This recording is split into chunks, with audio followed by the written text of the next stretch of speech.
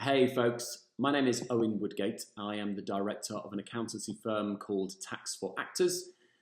And with everything being discussed on social media at the moment, I thought it was about time that I offered my two pennyworth on making tax digital for income tax.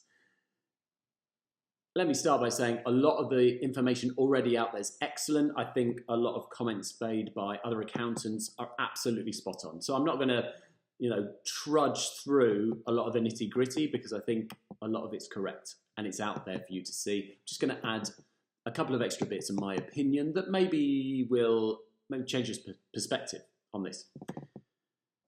So making tax digital is an initiative that HMRC started rolling out almost 10 years ago. Pre-COVID, all VAT registered businesses were brought into the scheme. And if you're VAT registered yourself, you'll know that all your VAT returns have to be submitted in a digital format. And this has just become the norm. The goal was to always bring self-employed businesses and landlords into making tax digital. And we're there now, and it's going to happen. In fact, this was meant to happen 2 years ago. The original planning was meant to be 23, 24. But what's happened is we had COVID, software providers were finding it difficult to implement, blah, blah, and now it's been delayed. So making tax digital for income tax is going to kick off in earnest in April 2026. And they are staggering that implementation. The first group of people or workers, self-employed people, that are going to be mandated to participate are those whose turnover, so that's before expenses, importantly, their turnover is over £50,000. That could be self-employed turnover, it could be rental turnover, or a combination of both. And they will look at your 2024-2025 tax return. So that's the tax return that you're probably doing right now, or you've just submitted, or you're about to submit. They're going to look at your figures, and if you have a turnover of over 50,000, you're going to have to join Making Tax Digital in April 2026. They're then going to stagger it so that more and more people are brought into the scheme. If your earnings or your turnover is over 30,000, you'll be brought in April 2027, and then it drops to 20,000, April 2028, etc., etc. The long and short of it is, we're all going to be doing this. If you're self-employed, you're going to be, submitting information through Making Tax Digital at some point. So a lot of this video is geared towards the people that are going to be caught by the first round. But if you're not in the first round, it's still a great idea to kind of learn what's going on, although things may change. And I say things may change. And I think this is where a lot of the fear, anxiety, uncertainty about Making Tax Digital arises, is because things have changed multiple times over the last 24 months. The research that I did and my team did 12 to 18 months ago has all morphed and changed and developed to the position we're in now. And I think it's hard for agents and accountants and advisors to sit here and say, I know exactly what's going to happen. Because we don't. We just don't know exactly what's going to happen. HMRC are still in the beta testing phase. They are still using volunteers who are sending in their information every quarter, and they're taking that information and learning from it and implementing changes and improvements. Those changes and improvements may well then trickle down to the software providers, who I'll talk about in a minute. And the software providers are changing the way in which they, implement their software for Making Tax Digital. So I would just urge everybody, and it's really hard, is to just kind of go with the flow a touch. We can be prepared, but I don't think any of us are going to find certainty just yet until the beta testing phase has been completed. Okay, so let's say 2024, 2025, your turnover's over £50,000, you're going to be in it from day one. What does it mean? Well, instead of filing your self-assessment tax return at the end of the year, you're going to have to send earnings and expenses info to HMRC 4 times through the year and then file a tax return at the end. So to be clear, these quarterly submissions that everybody's talking about, they are merely a transmission of information. There's no payments. You're not including any other earnings. It's only your income and your expenses from self-employment. And you're just sending the figures. The tricky bit, and the thing that's causing a lot of discomfort, is that this information has to be sent in a digital format. And to send it in a digital format, you have to use external software. So I'm going to talk about the software in a minute. So let's talk about dates. Your first quarter, April 2026, is April, May, and June. That is your first quarter. And for all intents and purposes, accountants, don't come at me for this. You've got 1 month to send that information to HMRC in a digital format. So by the end, so the first quarter is April, May, June. You've got to send it by the end of July. Next quarter, July, August, September. Got to send it by the end of October. By the end of the tax year, by April 2027, you will have submitted 4 quarters of income and expenses information to HMRC. And it will be at that point that you can then take that info, you know, a full year's worth, put it on a tax return, add in your PAYE, add in your dividends, your interest, your capital gains, all the other wonderful things. You add those on to your tax return and you send it off. The great thing is, and I don't think this is discussed enough, is the submission deadlines for your actual tax return stay exactly the same. So you've still got 9 months to send it off. The payment deadlines stay the same. So your first payment is end of Jan, the second one is the end of July. They stay the same. So the only thing that's changed is a submission of information 4 times through the year. And I know a lot of people are worried about the increase in work. And oh my God, I'm going to have to dedicate so much more time to this. I like to put that slightly into perspective. If you are an individual, or indeed you're using an accountant, you're going to have to do some level of bookkeeping to be able to complete your self-assessment. Whether that's you have a spreadsheet which you fill out at the end of the year, whether you already use software, at some point you're going to have to bring all that information together with your invoices and your agent statements and your TFL records and your spotlight receipt. And you're going to have to bring that all together and bookkeep to accurately work out what your income and expenses is to be able to include that on your self-assessment. Now, at the moment, most of us do that either ourselves or through an accountant at the end of the year. What HMRC is saying is that's outdated. The information you're giving us at that time isn't relevant. We need that information sooner. So all you're doing is you're doing the same processes. You're still bookkeeping, but you're doing it on a more regular basis every 3 months. And then you tag on that you're sending that info to HMRC. And that, of course, is new.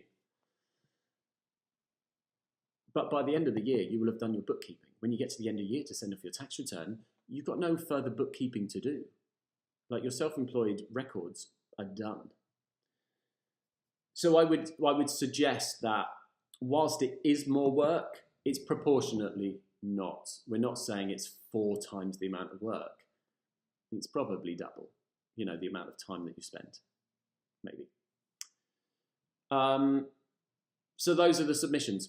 And now's the sticking point, is the fact that it has to be sent in a digital way or through a digital method. And this is where the guidance has changed loads over the last 12 months, which is why everybody's you know, having a bit of a freak out. There's two ways in which you can send these quarterly submissions. One is through something called bridging software, which allows you to still bookkeep on spreadsheets. You can still use Excel or numbers or anything else. You can still just put all your numbers in a spreadsheet. And as long as you can then take those and put them in a spreadsheet template, that template can be sent to the bridging software. It's usually an online portal, and the bridging software converts it and sends it to HMRC. So you don't necessarily have to start using accounting software. You can use the bridging stuff to take your spreadsheets, as long as you put it in the right format, and then send that info to HMRC. I think that's important because that hasn't been touched on a great deal. The other option is you use bookkeeping or accounting software. And God, there's hundreds, well, not hundreds, but there's loads out there. Sage, Xero, QuickBooks, ClearBooks, Free Agent, blah, blah, blah. Like, you can pick the one. And you do your bookkeeping within the software, and the software has its bridging element already built in, and it takes the information that you've put in the software and it sends it to HMRC. Both options are completely valid, and you as the individual, this is the bit you can prepare for. This is where you can go. Find the solution that works for you. Now, if you have an accountant, they may encourage you one way or the other. And certainly when we speak to our clients over the next couple of months, we have some plans in place that we're going to make suggestions. But essentially, you can choose which option you go down. The negative, you know, and this has been touched on loads, is going to cost you money. Even bridging software is not cheap. In your head, you're going to have to anticipate somewhere between £10 and £25 a month for the software provision. Each software has its own, you know, pros and cons. It's going to cost, you know, it's going to cost you at least 150 quid in my view. I'm going to link this with this video. There is an approved software provider link on the HMRC website. And when I say I've been through the whole list and it's a bit all over the place, trust me, it's a bit all over the place.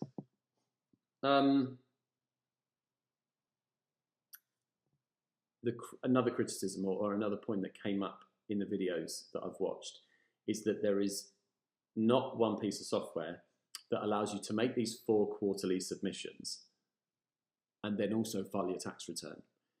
And again, from the research that I've done, this seems to be true.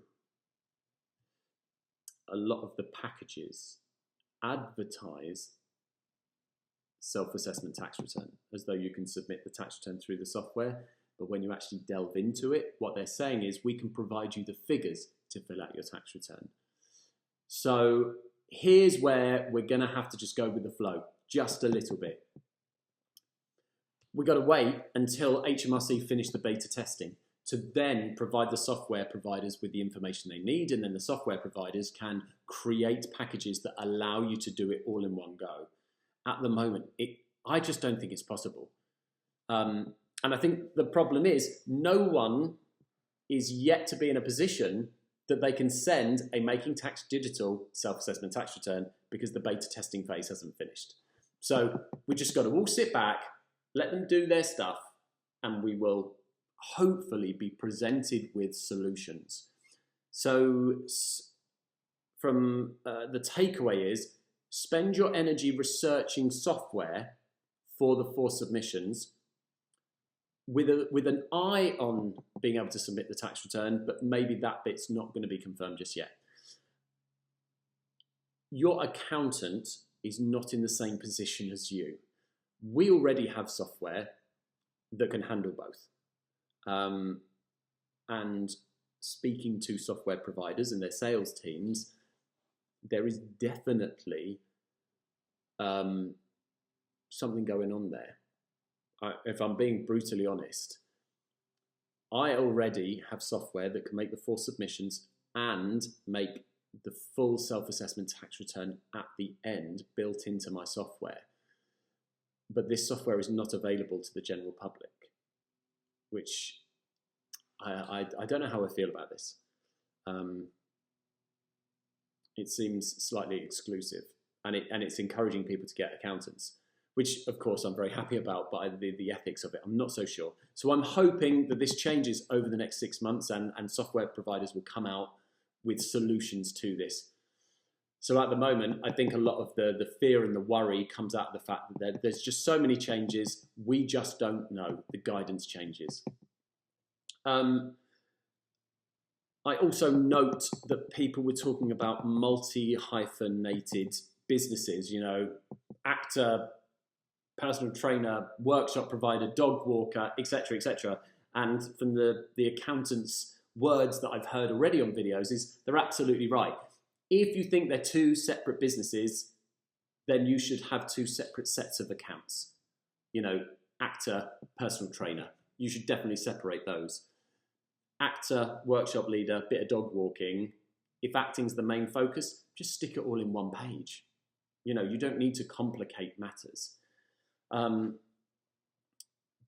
how those submissions work, you know, what I'm asking is, if you've got two businesses, are you going to have to make two submissions every quarter? From what I've seen in software, I don't know. And maybe there are people out there who have been able to beta test this. We don't have any clients who have two businesses that are beta testing with us, so I don't know how it looks within the software. But I guess just keep it in mind that that may be something that you have to do. But remember, you were going to have to do two sets of accounts at the end of the year anyway. You're just doing it on a more regular basis.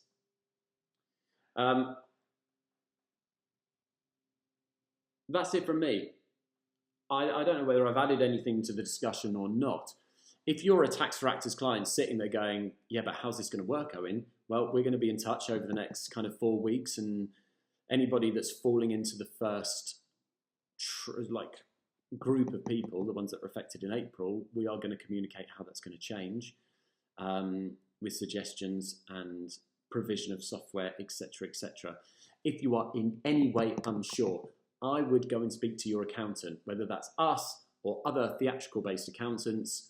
They will be able to help you and guide you. This is just very general advice. It's not specific to each person. So that's 18 minutes. I'm really sorry. I hope you've had a coffee and enjoyed the video. If you want to reach us, it's at Tax for Actors on Instagram, or you can email me on owen@taxforactors.com. Have a good weekend, guys. Thanks so much. Bye-bye.